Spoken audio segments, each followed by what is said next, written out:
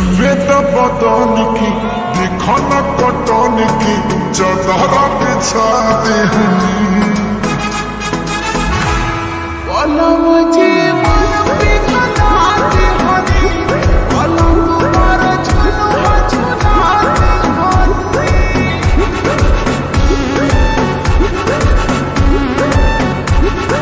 छुए तो बदन की देखो न कटन की चदर बिछा दी